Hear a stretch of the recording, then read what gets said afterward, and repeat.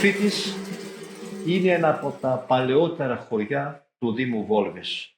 Σε έγγραφο της Μετρόπολης Θεσσαλονίκης, έτος 980, 10ος αιώνας, αναφέρεται το χωριό με το όνομα Προφήτης Ηλίας. Στα χρόνια της Οθωμανικής εποχής, με το όνομα Κλίσαλη, μάλλον από την εκκλησία του Προφήτη Ηλία, και μετά την απελευθέρωση απλά Προφήτης. Σε όλα τα χρόνια της Οθωμανικής εποχής λειτουργούσε ελληνικό σχολείο και Ορθόδοξη Πατριαρχική Εκκλησία. Στο χωριό αναβιώνουν πολλά έθιμα που έχουν τις ρίζες τους στην αρχαία Ελλάδα και στην Βυζαντινή περίοδο. Οι Αράπηδες, ένα έθιμο που επαναλαμβάνεται κάθε χρόνο την ημέρα των Φώτων. Διονυσιακή προέλευση. Οι τραγοπόδαροι Αράπηδες με τα κουδούνια παραπέμπουν στο Θεό Πάνα. Κάθε χρόνο την ημέρα των Φώτων μετά τον αγιασμό των υδάτων, παρέες μεταμφιεσμένοι επισκέπτουν τα σπίτια του χωριού. Είναι ο Αράπης, πατέρας και η μητέρα της οικογένειας, παππούς και μπάμπου όπως λέγαμε, η νύφη, η κόρη του σπιτιού και ο Τσολιάς, που συμβολίζει την ελληνική λεβεντιά, την ίδια την Ελλάδα. Σε κάθε σπίτι λένε τα χρόνια πολλά. Και μάλιστα ο Αράπης στην είσοδο αναπηδά 3 φορές και με το χτύπημα των κουδουνιών να φύγει παλικάντζαρος. Παίρνουν το ανάλογο φιλοδόρημα. Παλαιότερα συνόδευε ένας επιπλέον στην παρέα, ο λεγόμενος γαϊδουράς. Είχε ένα γαϊδούρι, σακιά τσουβάλια, έβαζε σιτάρι, αλεύρι, καλαμπόκι, λουκάνικα, παστομένο κρέας. Σήμερα μόνο λεφτά. Με την ερχομό των Οθωμανών, βόρεια των λιμνών, κατοίκησαν οι στρατιώτες, οι παλέμαχοι, οι κουρασμένοι Οθωμανοί.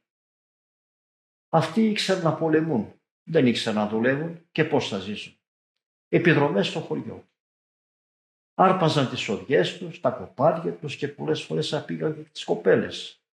Μεταξύ των χωριού και των γιουρούκων οι συμπλοκές ήταν σχεδόν καθημερινές. Οι κάτοικοι κάποτε σκέφτηκαν να μεταφιεστούν, να βάλουν και τα κουδούνια, να τους επιτεθούν, να τους τρομάξουν και πραγματικά έτσι έγινε και σώθηκε το χωριό από τότε. Και το έθιμο φυσικά επαναλαμβάνεται κάθε χρόνο την ημέρα των Θεοφανίων.